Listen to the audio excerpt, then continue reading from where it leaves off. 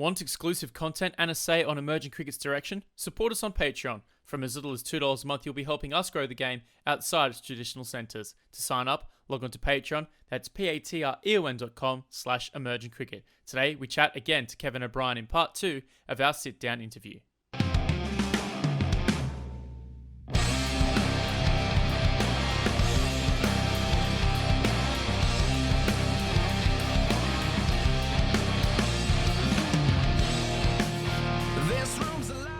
Welcome again to another Emerging Cricket podcast across the usual listening spots. I'm Daniel Beswick. I'll be joined by Tim Cutler and Nick Skinner in a few moments' time as we chat to Kevin O'Brien in part 2 of our special with him. But first, some news from around the world and some breaking news involving our very own. Tim Cutler has been announced as Cricket Vanuatu's new CEO, taking over from Shane Dietz, who has departed to join the Dutch women's team in a coaching role. Cutler joins new men's head coach Jeremy Bray, who was appointed in January and is likely to begin his tenure in mid-April. Cutler was the CEO of Hong Kong Cricket from 2015 to 2017. We'll have more on Tim's appointment next week on the show. Hashmatullah Shahidi has become the first Afghan player to score a Test double century, finishing unbeaten on 200 against Zimbabwe at the Sheikh Zayed Stadium in his team's first innings. Afghanistan captain Asghar Afghan called his team's declaration after Shahidi reached the milestone, with Zimbabwe finishing the day trailing by 495 runs. And finally, USA's Parag Marathe has been re-elected by USA Cricket as an independent director of the board. Marathe enters his 4th year in USA Cricket and also serves as president of 49ers Enterprises for the San Francisco 49ers in the NFL, as well as vice chairman of Leeds United of the English Premier League. That's all the news around the emerging cricket world coming up, part 2 with Kevin O'Brien. I'm Jared Kimber and you're listening to the Emerging Cricket Podcast, the John Davison of Associate Cricket Podcasts. So just looking at the Test situation, you're on the outside looking in a way. There's the World Test Championship with 9 countries and Ireland is excluded from that. It was a long meandering path to get to Test status, but now you're in this kind of halfway house almost between, Test status and not Test status. Do you think, looking back, was it worth it? Or, knowing what you do now, looking, sort of at the financial side and how little Test cricket you do play, would you have taken maybe a different path? We've seen several associates now targeting full member cricket without Test status and only going on the white ball side of things. Well, I could be wrong, but I under the illusion that to become a full member, you've got to have a first class system in place, and I think you got to aspire to play Test cricket. Now, I could be wrong, but I think everyone in Cricket Ireland certainly thought that, and I don't know the financials of hosting a Test match and that, how much it costs, and if you lose money, or how many people you need through the gate to make money or whatnot. I just try and concentrate on playing. But I think as a player, certainly all the effort that we put in as players and as coaches and support staff with us, I think it was certainly worth it to go, okay, we've only played 3 tests, but we can call ourselves Test cricketers. People can tell their friends that they've played Test cricket, and they're a certain number and over a history that have played. So that means a lot to people, and certainly means a lot to me. I'm pretty kind of inspired by that, and I kind of take the history of cricket, that means a lot to me. And to see that the best players in the world have been successful over Test cricket, and I can call myself a Test cricketer alongside them, that's pretty cool for me. Yeah, the historical context is what makes Test cricket special, I guess. Just looking at the situation in Ireland a bit more generally, Tim Brooks sent through a question about how do you think cricket can be a bit more commercially viable? Because I know that Ireland do struggle financially a lot of the time in the administrative side of things. Yeah, well, I think, certainly from Cricket Ireland's point of view, listen, obviously there's people employed in Cricket Ireland who know more about marketing and advertising, more than I do. But, I think certainly they should be looking at, and I'm sure they are, different ways to promote the game here, whether if we're playing against a certain team, if it's a Test match or if it's just an ODI, do we need to build a big stadium? Can we not just go along the lines of the way New Zealand have it, and have grass banks, certainly like we have in Malahide, and let people bring their picnic basket and their own seats and that type of thing, and charge less per per ticket. You don't have to charge more to cover the cost of hiring the big stand, and try and make it more viable that way, certainly from an income point of view of the actual match. So I'm sure there are ways to limit your costs of hosting games, and I'm sure Cricket Ireland have looked at all that. But, I suppose the big thing is for Test cricket is, do you need DRS and all Hawkeye and all that kind of stuff? I think you need there is a certain criteria that you need, the limit or the minimum amount to host a test. So obviously all that technology increases the cost of hosting a game, but certainly for ODIs and stuff, there probably are ways of reducing costs for sure. Well, I mean, I went to the I-Cup game at Malahide against the Netherlands, and it was a beautiful day. People sitting on the hill, and as you said, picnics and rugs, and I mean a lot of rugs because it was quite cold, but yeah, it was just a nice day out, and I think that is a much the charming side of the cricket grounds like that. I really enjoy. Yeah, I think something that I know in the past, Cricket Ireland have tried to look at how New Zealand have gone about it, and to be honest, like we're a fairly similar country. Obviously rugby would be New Zealand's number one sport. We obviously have the Gaelic Games here, which is massive. So cricket would fall underneath. Obviously in New Zealand, cricket's probably number two. It's certainly probably the biggest summer sport, but it'll be probably the second biggest sport in the country. So, and it's a similar population on New Zealand. We're about 5 million. New Zealand probably similar enough. They probably have a slightly better climate than us. But, I think certainly that's a country that Cricket Ireland should be looking to kind of copy their success of, we don't need the big stadiums like they have in Australia or even England. We don't need a stadium that holds 15,000, in my opinion, because I've played a lot of cricket in Ireland. I've played a lot of internationals in Ireland. We don't generally get big crowds. We get, 1,000 here, 2,500 there. You just really need to cater for who's going to come through the gate. But the biggest thing is in Malahide, there's no permanent pavilion, change rooms, etc., etc. So that's a fairly big issue. I was just going to pick up on the New Zealand idea because they talked about it the other day in the coverage. I think it was in the New Zealand Women's One Day International against England, and they talked about how in New Zealand, as opposed to England, they had contrasting examples of when kids are growing up playing sport, they don't need to specialise in one sport straight away in places like New Zealand. We find that here in Australia too. I'm sure it's the same in Ireland with the sports you have on offer there, but looking at say the English model, and they get kids to basically pick and specialise a sport very, very early in their lives. The seasons overlap quite markedly, so it forces, a kid at say 14 or 15 to specialise in a sport, whereas New Zealand, they actually encouraged everyone to play as many sports as they could. And there's so many different stories of Kiwi athletes who could have been All Blacks or they could have been Black Caps. It was just a case of which sport they liked more. What's the situation in your part of the world in regards to something like that? Yeah, so it's tricky, obviously, rugby and soccer would be, winter sports. I know the soccer season is extended a little bit because obviously our winters are so bad. A lot of games do get cancelled kind of in December, January time. So they've extended the season a little bit into kind of spring, which is fine. But yeah, for me, I'm going to talk as a parent. I've got 2 kids. Certainly for me, I'm going to try and get them to play every sport. I'm going to get them to try everything, whether it be ballet or it can be, cricket or hockey or dance class, anything at all, because I grew up playing 4 or 5 sports. I grew up playing Gaelic. I grew up obviously playing cricket and hockey, soccer. There was a tennis club down the road associated with my sports club. So I was down there in the summer, during the week, in the morning.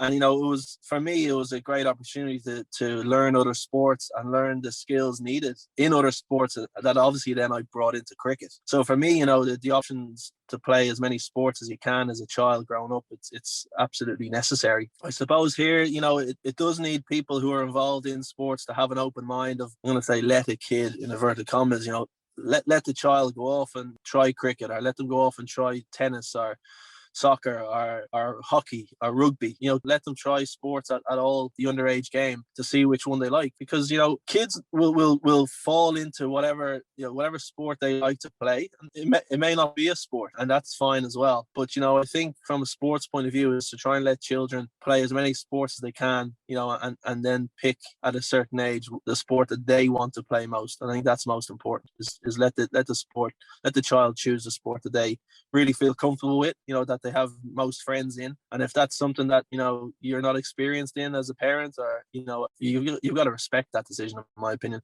I'm just imagining an Irish version of Billy Elliot with an ex-pro cricketer who really wants his kids to play cricket, but they're just into ballet and that's what they love. Well, if they love it, mate, That's good by me.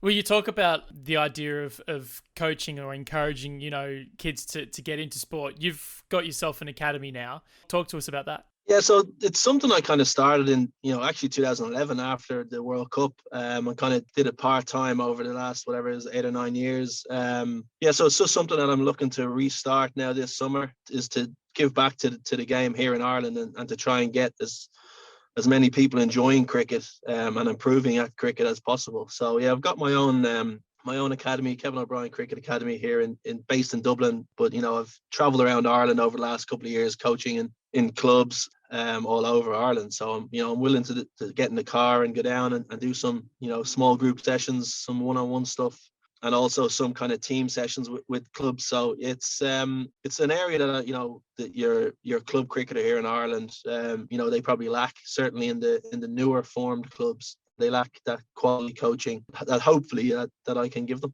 What's the take up been like? You'd think being a Test cricketer, as you said, would add to be a bit of a draw card. Yeah, so it's actually been quite good. I think I touched base with a lot of my previous clients and people that I coached in the past while I was away there in January. And after you just sent them an email or a WhatsApp, and I've got about 45 people who are interested to take up some one-on-one sessions with me in the summertime, and that's even without going into my own club's youth section. So yeah, I think the demand is there. It probably helps that cricket was quite high on the profile when I was touching base with people. We were the only team really playing overseas, and so that helped as well. So yeah, I mean, obviously it'll depend a lot on my own schedule and how much coaching I can do with my own playing and gym schedule and stuff like that. So, but hopefully, if I can restart this summer, obviously COVID dependent, once next season comes, I can do a bit more, and I can try and put some more time and focus into it going forward. So at the moment, it's kind of a roving setup rather than a set location. Yeah, well, I'll be using my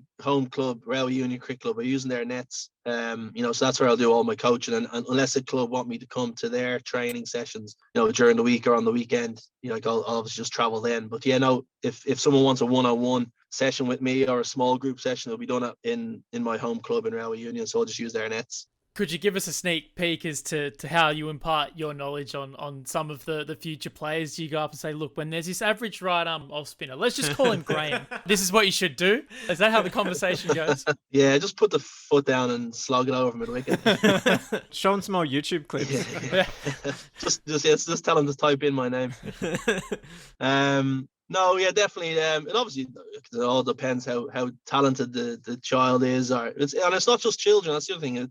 I've got people who touch base with me who play Taverners cricket. I don't know if you guys have Taverners cricket over in Australia. Kind of the social stuff. Yeah, pub leagues. Yeah. Yeah. So I mean, there's even demand from those guys who want to improve, and obviously players who play in the league, the lower leagues here in Ireland. So.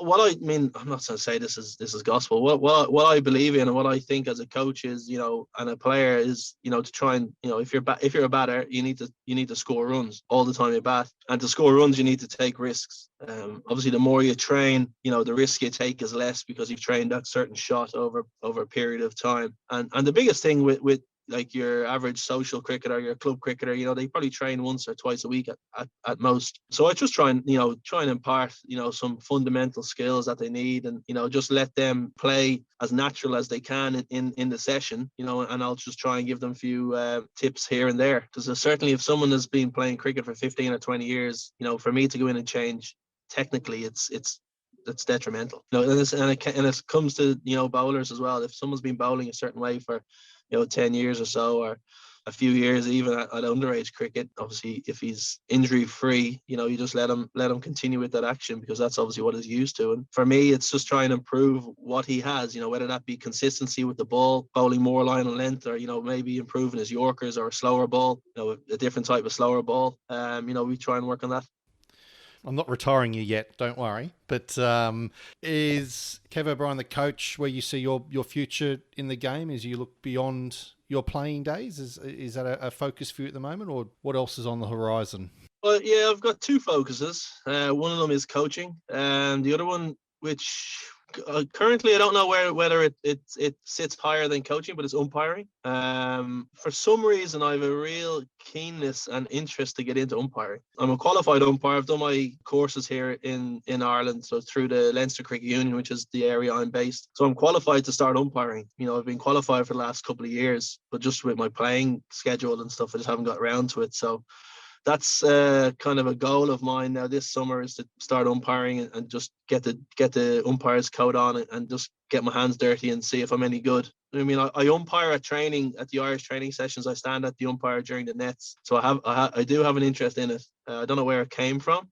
Don't ask me where it came from, but for some reason, I think I want to get that umpire's coat on and stand out in the middle for 6 or 7 hours. Came from listening to our podcast with Claire Polisak, didn't it? I was just about to say the same thing. Yes, I saw that actually. I didn't listen to it. I just saw you guys tweet about it. Wrong answer. You're supposed to say, I really enjoyed both. All the stories. But for what it's worth, I could definitely see Kevin O'Brien, the umpire, if there's looking the part and being the part, and you've definitely already ticked one box there. I'm pretty sure you'd be able to tick two. So I can see it. I don't want to speak on behalf of the other 2/3 of the Emerging Cricket podcast, but You mean the other qualified umpires on the podcast? yeah, we got one qualified umpire here as well with us. Probably should have left that one for Nick.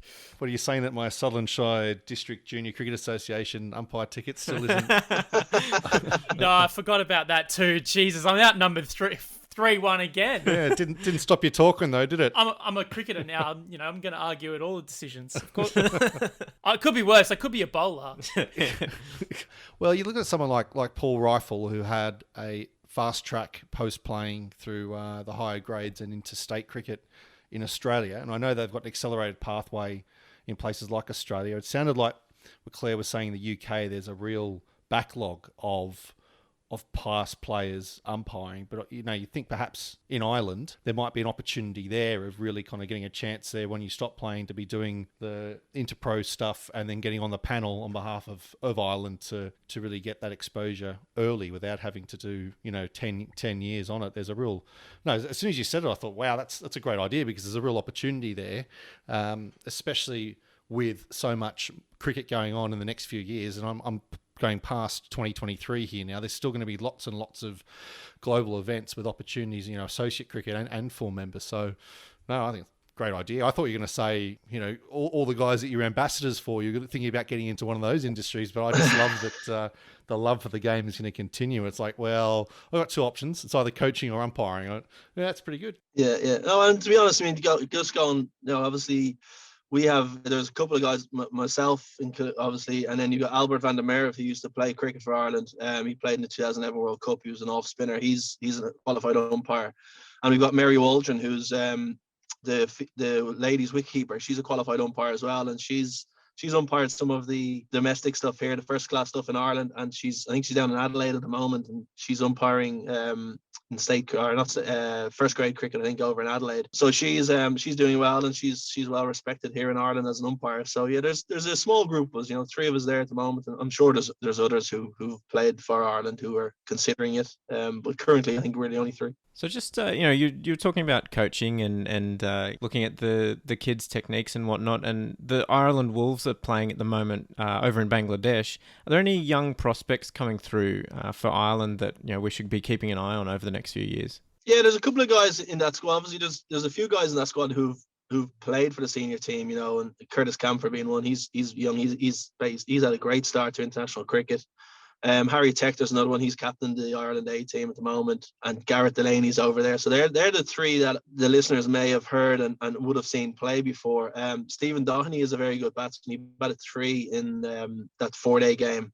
He's very good. A real traditional top order batsman, but has the ability to kind of go up through the gears in one-day cricket. So I've seen a lot of Steve over the last couple of years, because he plays for my first class team here in Ireland. So I've actually played with him quite a bit. A real level-headed kid, very, very laid back. which is a good thing. Certainly in international cricket, and he also trains very hard, which is what you need. So he'd be probably the one of the unknown names who are currently over there, and the other one would be JJ Garth.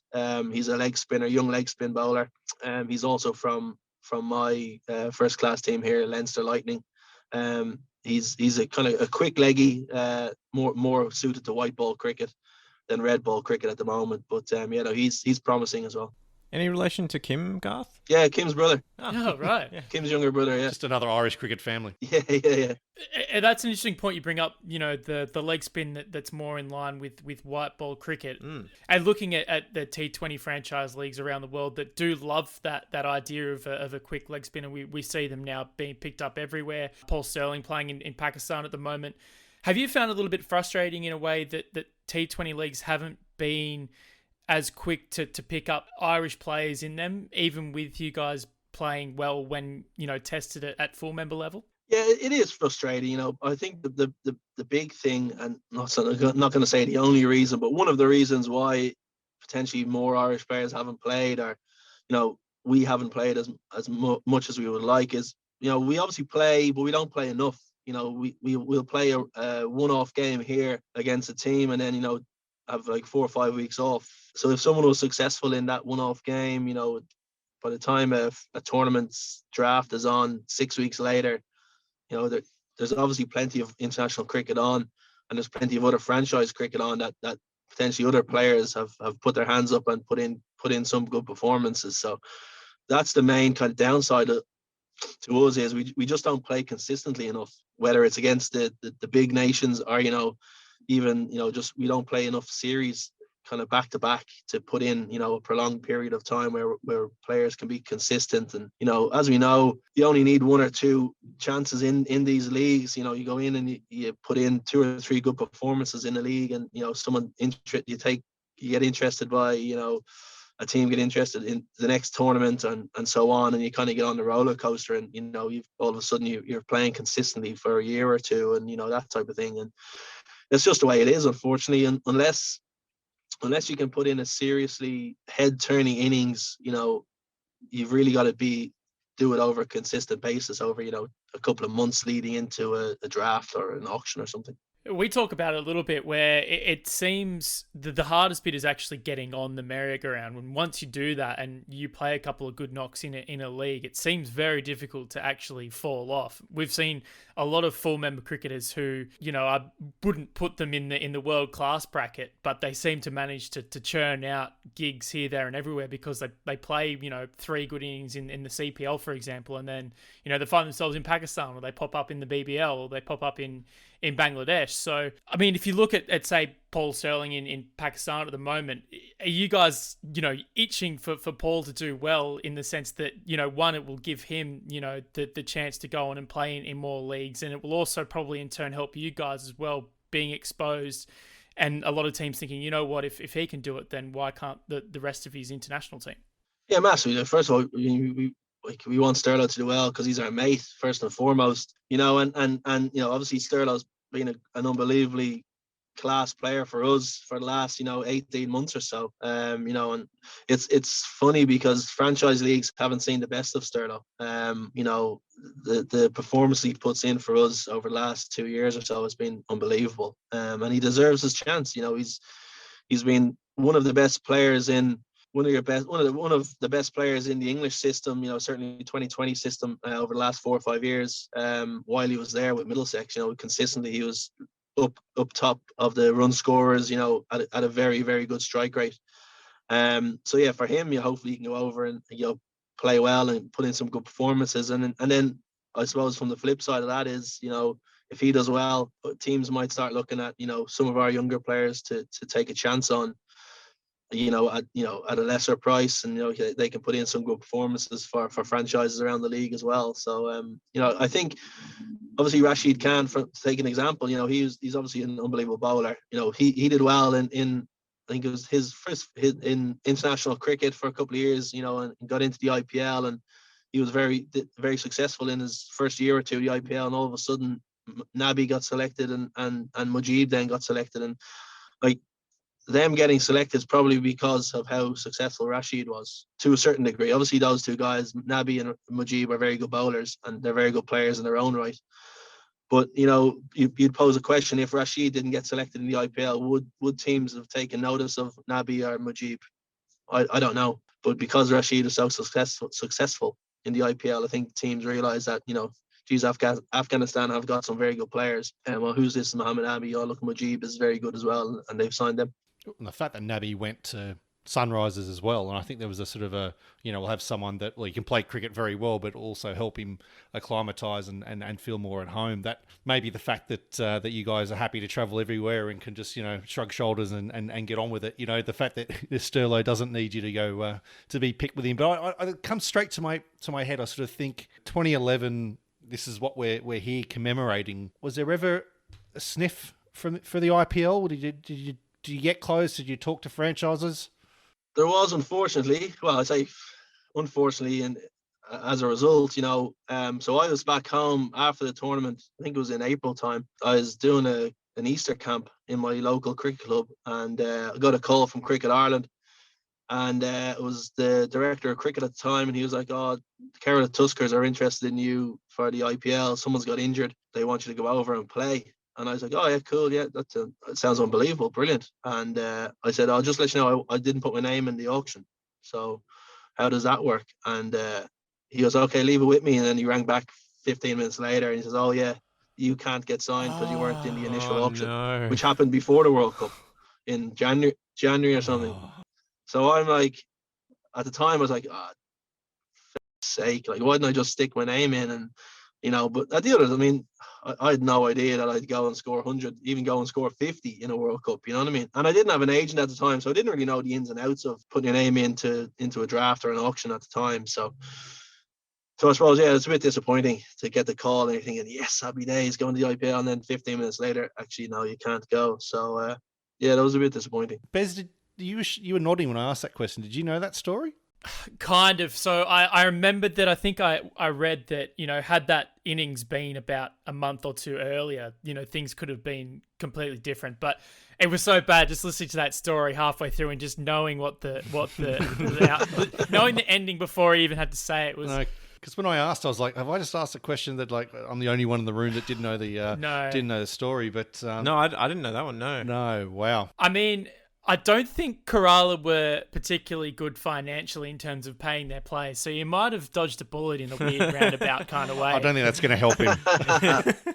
But as you said earlier on, it's harder to get into the league than get out. You know, so you look at that, you flip back 10 years ago, you go in there and have a few good innings, and you might get retained or released, but then you're back in the next year and someone picks you up and you're just on the merry-go-round of that. And then, you know, you go here, there, the other leagues around, because you're associated with an IPL team, instantly franchises probably think that, you know, you're a better player and that type of thing, which is the, get back to the question originally, it's the frustrating thing. You know, you see, listen, everyone who plays in the IPL is a good player, don't get me wrong. But, you know, you see the same people get picked every year. It's like, can teams not? And these players never play games. So you're paying X amount of money to someone who doesn't play. But from a business point of view, it does not make more sense to pick someone of lesser value and he doesn't play. You're actually saving some money. But I don't know.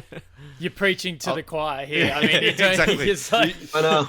My neck hurts from nodding already, so just like... There is a severe underappreciation for the scouting system in cricket. Cricket is so far behind a bunch of other sports when it comes to recruitment in terms of, you know, financial strategy. It's actually unbearable watching that auction and seeing some really good players go completely unsigned for a base price, and then watching players have their auction numbers just skyrocket, thinking, you know, this guy averages 14 with the bat and 35 with the ball. I'm not going to name any names here, but they're not worth, you know, a lot of, they're not worth the money that people invest in them. But yeah, it is highly frustrating, and yeah, I can only imagine what it's like from a playing point of view. Yeah, we're just fans. You know, we're wanting to see the talent that we see on the fringes of attention to be recognised. You know, let alone you guys that, you know, looking around and knowing the numbers and playing against these guys. Yeah. You're stronger guys than us, just to sometimes just to turn the other cheek and just carry on. But yeah. I know. I didn't know that story, and wow, just something, like sliding doors, really. I don't know whether you'd thought about putting your name in. Had it even come up before 2011? Had it come up to put your name in and you decided not to, or it just hadn't even come into your mind? Yeah. Just hadn't. I don't think it even occurred. I think it was just because the IPL was probably 2 or 3 years old at that stage. Yeah. 2008 was the first tournament, I think. So 8, 9. So only 3 years old, and I was just I was just happy enough playing away with Ireland, and the franchise kind of leagues and the getting on the bandwagon hadn't really crossed my mind. I was happy enough being at home and just doing my thing, and as you said, if only now, you just think cheaper is just, if that was now, you think I'll just stick the name in anyway for every league, and then you go and do something, a month later you're happy days kind of thing. It was good to see a few Irish guys put their names forward at this one. Do you reckon that's sort of your experience as kind of a bit of an inspiration of, just in case, just put your name down, just think, you never know? Yeah, well, I suppose you do never know, and like you've if you're not in, you can't win kind of thing, and I suppose the also disappointing thing was, for the next 7 years, I put my name in the IPL auction every season, 2012 onwards, and didn't even get a sniff at, and which was disappointing, even though the World Cup was a year on, I still kind of, certainly in 2012 and then 13 and 14, I had a couple of good seasons in the CPL, and a couple of good years in England. I thought, there might be a chance if I go in at low value, but ultimately no bets, and that's the way it is. Unfortunately, you just got to live with it. I've been, as I said, I've been fortunate enough to play in other leagues around the world, and I had an absolute blast in those tournaments. So yeah, you just got to take what you're given, really. Oh yeah. What was it like going back to the CPL after that? That love you had for rum and coke that you developed. Were you reacquainted after that? Yeah. So obviously I played 13 and 14 for Trinidad. So yeah, I've been back to the Caribbean a couple of times since then, and yeah, I've got 2 bottles of El Dorado rum at home. One unopened. I think it's a 21-year-old bottle of El Dorado, which has been unopened since 2014. So hopefully it's still okay. But yeah, I might have to pop open one of them soon, and a little rum and coke. You know that they're a sponsor of the tournament. You only hear it in the commentary every 3 overs, every time a dinger gets hit. Just everyone's financially obligated to say that's an El Dorado celebration or some sort of rum 6 after someone puts one into the stands. Yeah, and I think they were a sponsor at the time as well, so I think that's why I had a couple of bottles. I think I suppose that's how got them after a match or something, or they were left in the change room during a game or something like that. So I stuck it into my bag and brought it back to the hotel room. So what will it take to open that 21-year-old bottle of rum then? What are we looking forward to crack it? Don't know. I'm certainly going to open a bottle of red wine tomorrow night. I don't know if you guys know, I'm doing a Q&A Zoom tomorrow with cricket fans around Ireland and stuff. So I'll open up a bottle of red tomorrow in celebration for the 10-year anniversary. Well, we can always edit this bit out if it goes terribly or something really bad happens. So that's fine. So hopefully if people are listening to this, it went well. And hopefully for from an academy point of view, it gives a good exposure. And are you doing one-on-ones through Zoom as well with people virtually as well? No, I haven't done that, and I wasn't thinking of doing it, because I think, a year of Zoom, I think people are kind of fed up of Zoom a bit, I think certainly from a coaching point of view, I think you need to get kind of the hands dirty and get stuck in, and how much can you learn on the Zoom call, really? You'd rather be there doing it in the actual nets. But listen, if this keeps going, this COVID keeps going, and level 5 extends and this type of stuff, it might be the only thing is to, take coaching online, and hopefully it's the people get benefit from it. As long as they're not, dear sir, I'm all rounder, you'll be okay. Just off the top of my head, with you and Afghanistan getting full membership at the same time, I've noticed you guys have played a lot of cricket against each other. Are you guys almost banding together, trying to push each other on a 1v1 basis in the hope that you guys are getting more attention to push into that top 10 and beyond? Yeah, listen, I think I'd say Afghanistan are probably our closest rivals now. in terms of how much we've played against them over certainly in my career. I think I've played them something like 45 times or something, something crazy. So yeah, I suppose their success certainly does drive us on. Seeing their what they've achieved over the last 4 or 5 years, and they've obviously got a test victory. They might even have 2 test victories, I think. They're playing a test series now against Zimbabwe, starting in a few days' time. So yeah, their success drives us on, and I suppose from an individual point of view, the success their players have had, in T20 leagues around the world. You can mention the list goes on and on. How many players were playing in Abu Dhabi T10, for example, or how many of them have played in England, Australia in the Big Bash, obviously the IPL, Bangladesh Premier League as well. So I think that spurs us as individuals on as well to try and get a few of our boys on that bandwagon and get our lads playing in those leagues as well. So we've been trolling through the questions that our patrons have sent through, and we've got 2 that we easily can combine. One from Jaron, one from Rohith. Jaron asks, who have you enjoyed batting with the most as a teammate? And Rohith asks, who is your favourite cricketer that you have played with or against? The favourite batter to bat with. Can't say any siblings. Neither probably wouldn't be there anyway. He just runs me out. I was going to say, I don't reckon he would. Yeah, he's run me out a couple of times now. Why does that always happen? I don't know. The Wars and the O'Briens. Yeah. I know, yeah.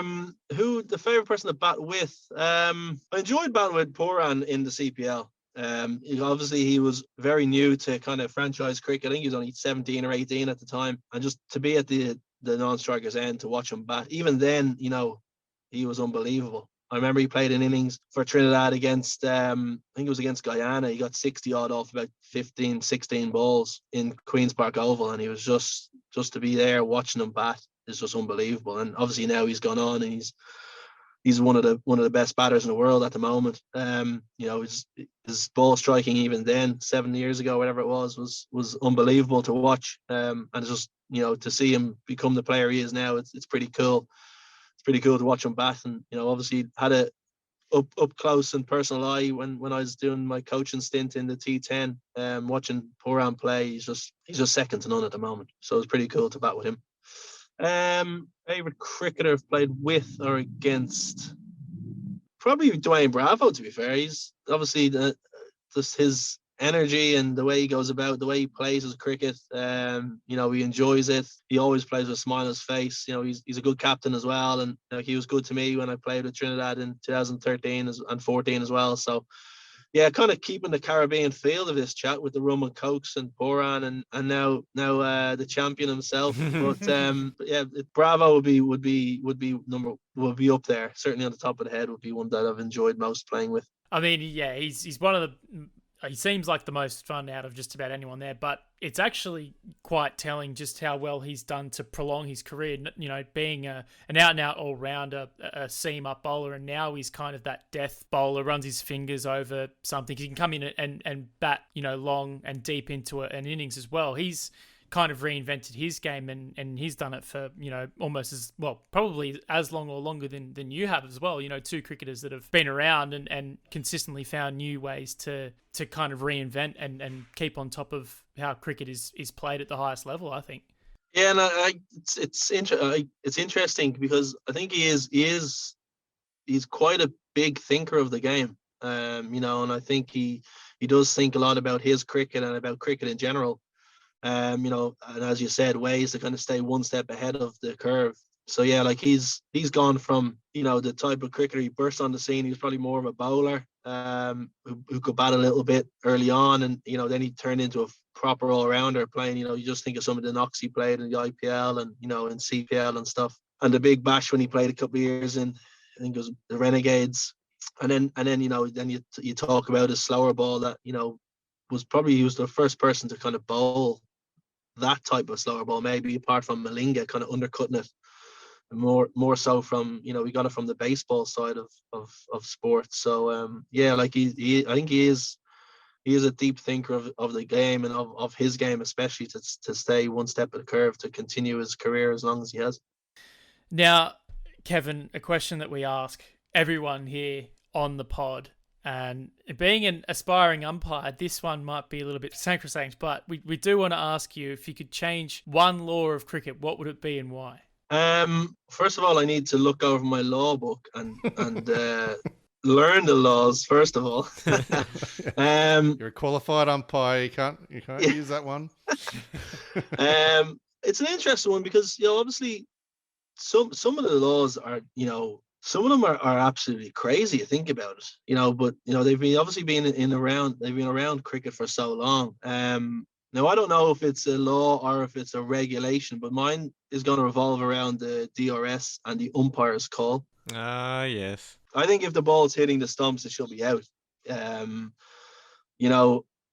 Certainly you see these decisions when the balls hit the pad and they go up for it and the Hawkeye reveals that it's just clipping the stumps and it's umpire's call and it stays as a not out decision. But if it didn't hit the pad, it would have hit leg stump and probably knocked it out of the ground. So I don't see how that can be given not out. So that's the one thing I would change or tweak it slightly, where maybe less of the ball is hitting the stump, it's still given out. But certainly something around the umpire's call with DRS and the LB would be something I'd look to change.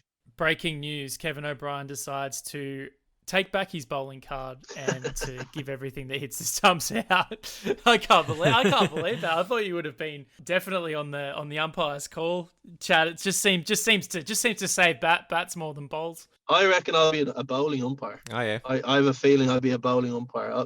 An itchy LBW finger? Well, if it's hitting the stumps, it's out. No, can't argue with that. So there'll be a lot of quick games.